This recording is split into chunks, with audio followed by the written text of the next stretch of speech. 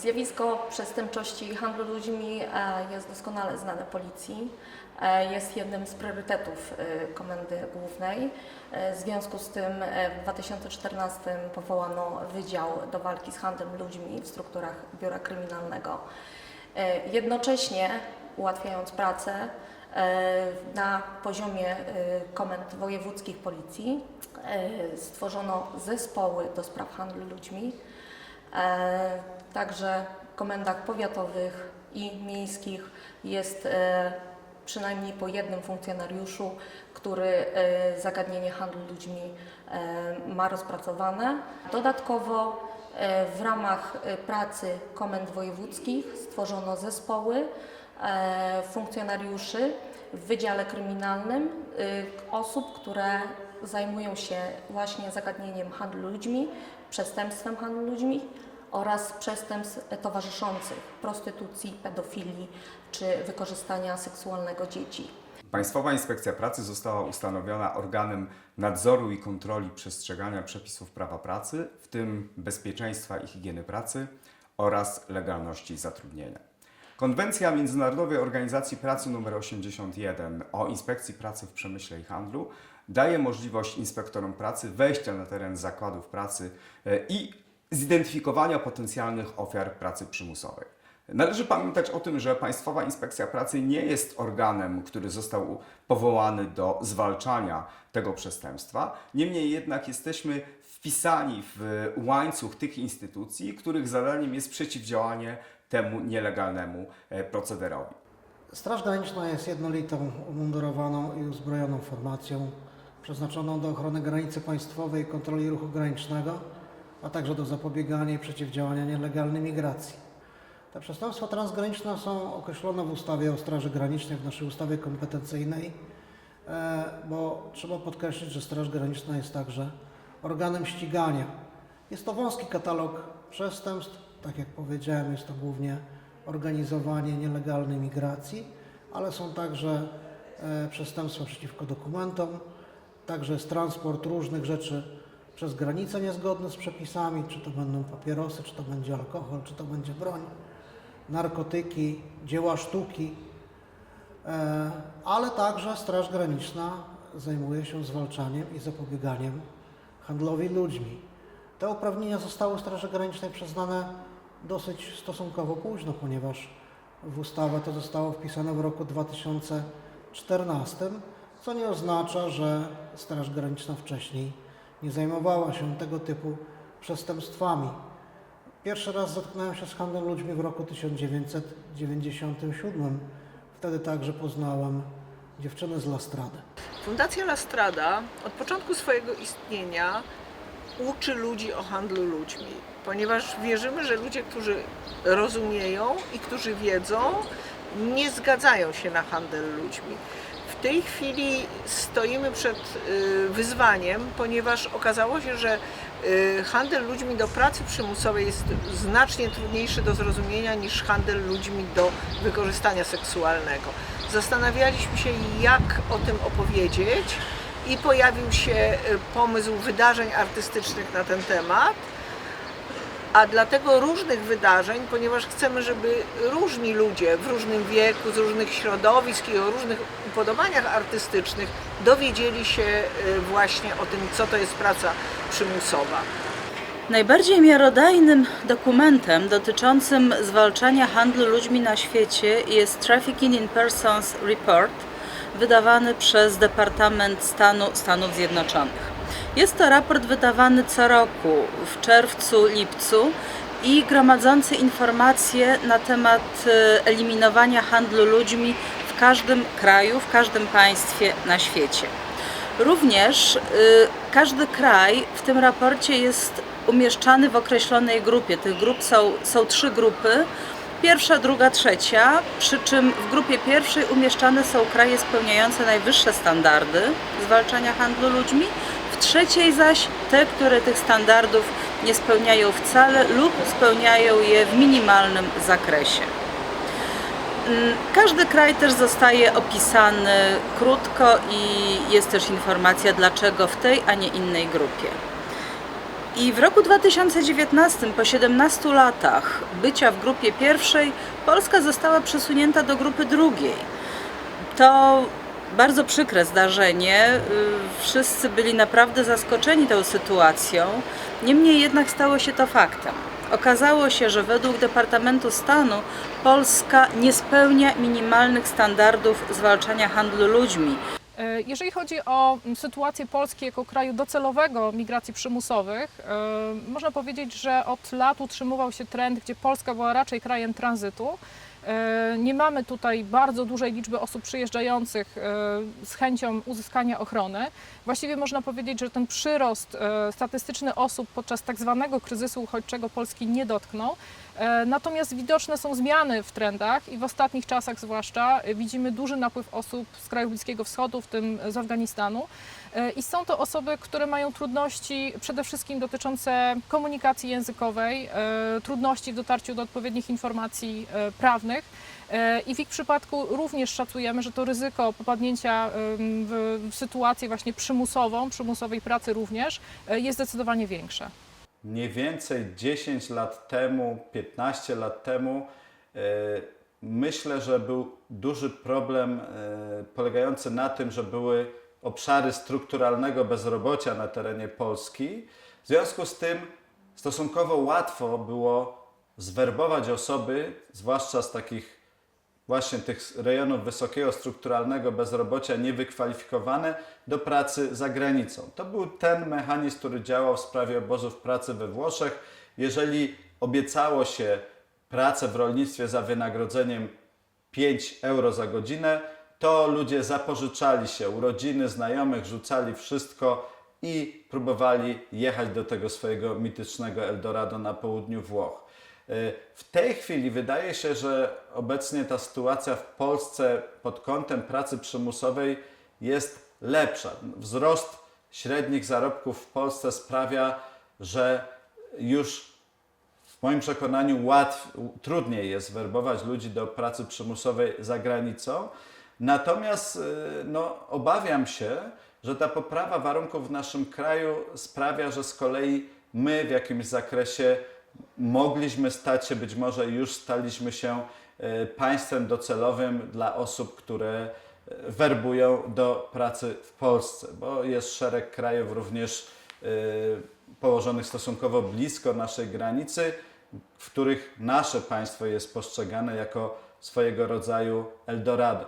Odnotowujemy obywateli Kolumbii, obywateli Meksyku, Filipin, ale wcześniej to zawsze główną grupą dominującą byli obywatele Ukrainy, Białorusi, Mołdawii.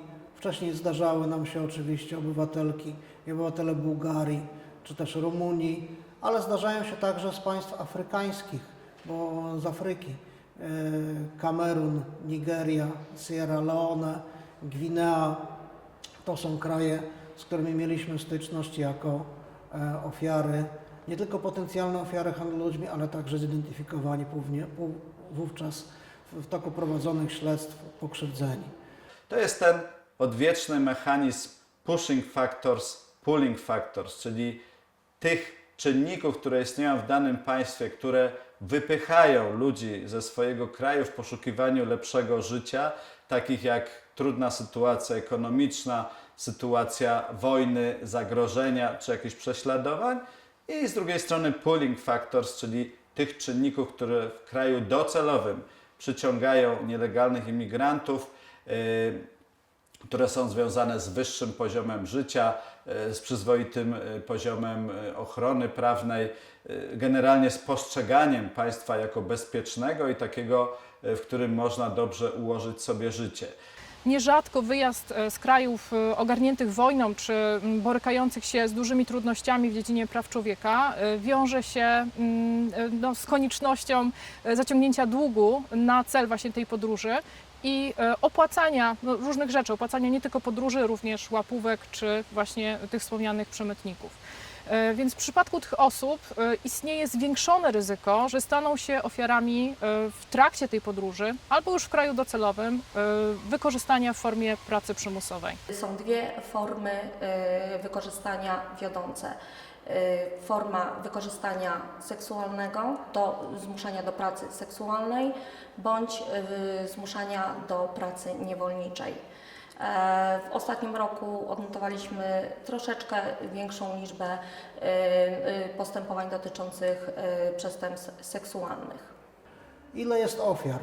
Przedstawia się to w zasadzie różnie. Były lata, gdzie ujawnialiśmy ponad 100 ofiar. Obecnie ujawniamy około 40-50 ofiar, głównie cudzoziemskich, na terenie kraju. Dostrzegając problem, jakim jest zjawisko pracy przymusowej oraz fakt, że w polskim prawie nie istnieje jeszcze definicja pracy przymusowej, powołano do działania grupę roboczą działającą w ramach zespołu do spraw zrównoważonego rozwoju i społecznej odpowiedzialności przedsiębiorstw, który jest ciałem doradczym dla ministra funduszy i polityki społecznej, z zadaniem po pierwsze wypracowania propozycji takiej definicji, a po drugie także przygotowania zestawu narzędzi, które wspierałyby przedsiębiorców w działaniach mających na celu zapobieżenie czy też zminimalizowanie ryzyka wystąpienia pracy przymusowej zarówno w ich działalności, jak i jakby w ich łańcuchu dostaw, czy też szerzej łańcuchu wartości. Pamiętajmy, że też gdzieś tam na etapie chociażby sortowania odpadów, czy sortowania ubrań, czy jakichś innych elementów, czy towarów, także może dochodzić do naruszeń. Oczywiście w przypadku osób, które poszukują ochrony przed prześladowaniem, najważniejszą potrzebą jest zapewnienie właśnie tej ochrony pod względem fizycznym i pod względem prawnym. Ale również należy zważyć, że ich sytuacja jest niezwykle złożona, jest bardzo skomplikowana nie tylko pod tym kątem właśnie prawnym, ale również osobistym i pod kątem ich przeżyć. Więc praca z takimi osobami wymaga zarówno wsparcia prawnego, jak i wsparcia psychologów, psychoterapeutów, jak i odpowiedniego wsparcia na przykład medycznego, po to, żeby móc uzyskać pełną informację na temat sytuacji, w jakiej ta osoba się znalazła. Bardzo duży nacisk kładziemy na kształcenie naszych kadr w zakresie identyfikowania ofiar pracy przymusowej. Dlatego też co roku w naszym ośrodku szkolenia we Wrocławiu organizujemy we współpracy z naszymi partnerami, czyli głównie z Fundacją La Strada, z Ministerstwem Spraw Wewnętrznych i Administracji, szkolenia doskonalące dla naszych pracowników, które służą temu, aby w trakcie czynności kontrolnych zmierzających do sprawdzenia, czy prawa pracownicze są przestrzegane, nie umknęły im czasem potencjalne ofiary pracy przymusowej. W ramach prowadzonych operacji nie tylko sprawdzamy dokumentację i ważność i legalność formy zatrudnienia, ale również sprawdzamy warunki pobytowe osób pracujących w danych firmach i tutaj muszę z przyjemnością stwierdzić, że w ciągu ostatnich lat poziom ten znacznie się poprawił. Nasze akcje dały rezultat taki, iż coraz mniej uchybień prawa pracowniczego jesteśmy w chwili obecnej w stanie wykazać. Dzisiaj mamy placówki na terenie całego kraju, nie tylko są ulokowane na terenach czy na terenie lotnisk, gdzie są odprawa oczywiście kontroli ruchu granicznego, gdy osoby wyjeżdżają bądź przyjeżdżają do Polski, przylatują, natomiast operujemy na terenie całego kraju. Powiedziałem, że mamy uprawnienia stricte policyjne, to znaczy, że wykonujemy wszystkie czynności i operacyjne, i śledcze i mamy takie same uprawnienia do zgromadzenia materiału dowodowego. Pierwszym działaniem, które, nazwijmy to, zaopiekował m.in. profesor Witold Klaus oraz sędzia Małgorzata Makarska, jest opracowanie definicji pracy przymusowej. Rzeczywiście zadanie to trwało ponad rok, prace trwały ponad rok, ale udało się tą definicję przygotować i przekazać Ministerstwu Sprawiedliwości z rekomendacją podjęcia działań zmierzających do włączenia tej definicji do kodeksu karnego.